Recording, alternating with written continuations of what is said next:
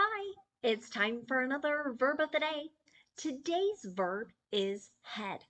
Let's take a moment to look at some definitions or the ways that we use this verb. The first way you might hear head used is to mean to be in the leading position of or to be in charge of something.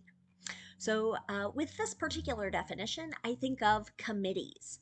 You might have these at your school or in your workplace, a group that has a specific purpose or function. Sometimes one person or maybe two will be asked to head the committee. They'll be in charge of, they'll be leading that particular group. A second way you hear the verb head used is to mean to give a title or caption to something. So sometimes, as we write reports or maybe make diagrams, other pieces of information, we will give a title or perhaps a caption to something. We can use this verb to describe that action. A third way you'll hear head used is to mean to direct or steer in a specified direction. I think sometimes I've heard this with boats and other kind of watercraft. So telling someone to direct the boat in this particular direction.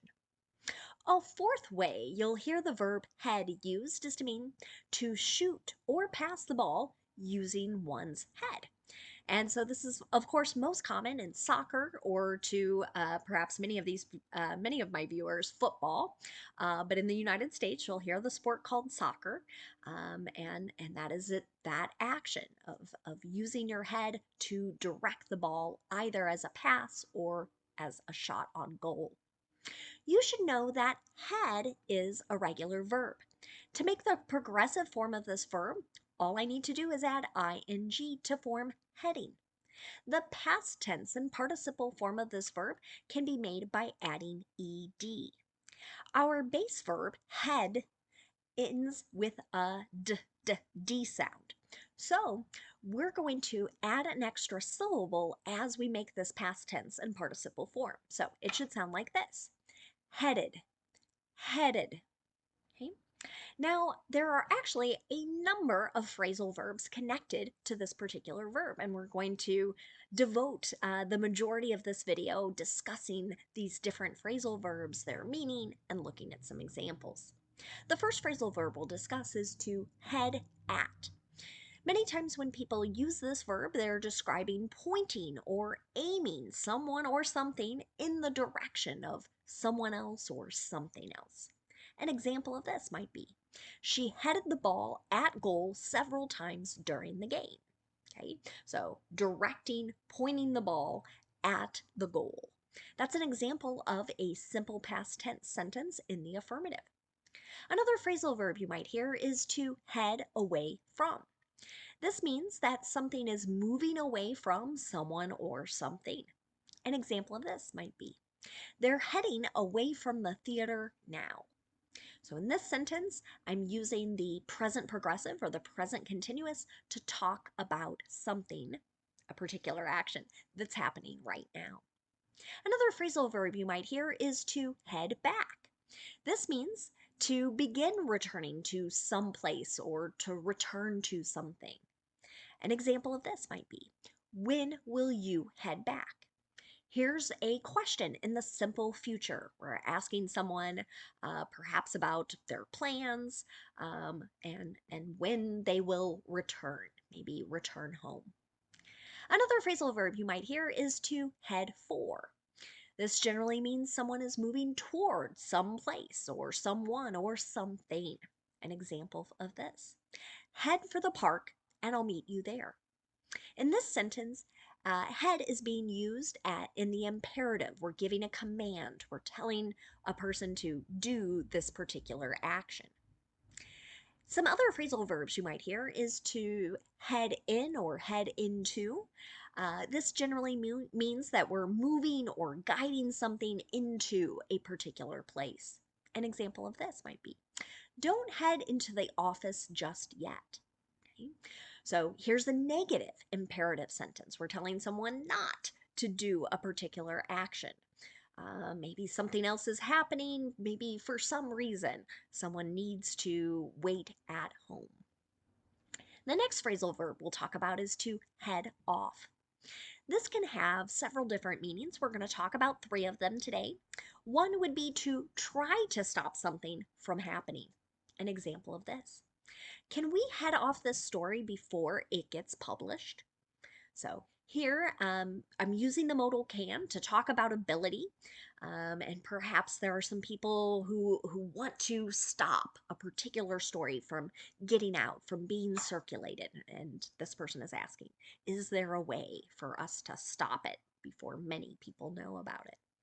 A second way to use head off would mean to intercept someone or something. An example of this might be, head off Dad before he goes into the basement. I'll be wrapping his presents. Okay, so this might be something you hear in the holiday season as many people are in the process of getting and giving gifts. So here maybe I'm asking a sibling, another family member, like, come in and interfere. Don't allow Dad to come into the basement. A third way to use head off is to mean to leave a particular place. An example of this might be, they headed off to college in August. So in this case, maybe I'm talking about college first year students. I'm talking about them leaving home to attend college. They headed off is another simple past tense example. The next phrasal verb we'll discuss is to head out. This generally means that someone is leaving or departing. An example of this: what time will we head out tomorrow? Here's another simple future question using will. The last phrasal verb we'll discuss today is to head up. You might remember our very first definition about leading or being in charge of. This very much ties back to it. So when someone uses head up, they're generally talking about someone leading a particular group. An example sentence for it might be, she's heading up the hiring committee. She's leading the hiring committee is what this would mean. So is heading up is another example of the present progressive. Now, let's spend a moment looking at some words and phrases related to head. And the first word we're going to look at is the noun form of this word. The noun head can have many different meanings. We're going to discuss 6 different ones today. And the first is probably what you think of, right? The upper part of the human body, right? So this whole thing up here is my head.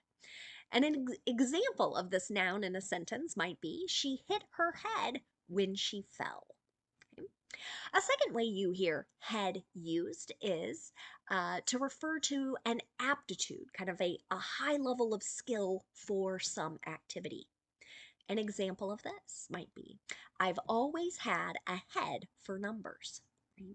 And that is true to me. I've always enjoyed math. I love and generally can keep track of numbers pretty well. A third way to use the noun head is to refer to the front, forward, or upper part of something. An example of this: who is going to sit at the head of the table? A fourth way to use the noun head is to refer to the person who is in charge of something. An example of this: let's talk to the head of the department. A fifth way you hear head used is to refer to a number of cattle. An example of this: the average beef cow herd is about 44 head, which is another way to say there are 44 cows in the average herd. And then a sixth way you might hear head used is to refer to a person as sort of part of some type of numerical unit. Let me give an example of that. They charge $50 a head for dinner. So this is really just another way to say $50 per person. So here's that numerical unit in this particular sentence. The cost to buy one person dinner, 50, and the second one, 50, and on and on and on. Okay. Now, the next word we're going to look at is just the adjective form. So sometimes head is used as an adjective. So again, same spelling, same pronunciation. But when we use it as an adjective, we mean the chief or principal uh, thing. In this case, he was promoted to head server last month. So many times this is recognized as being an accomplishment, someone um, achieving sort of a head role.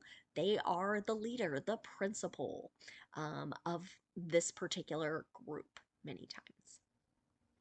The next related word or phrase, I should say, that we're going to talk about is the phrase to come to a head.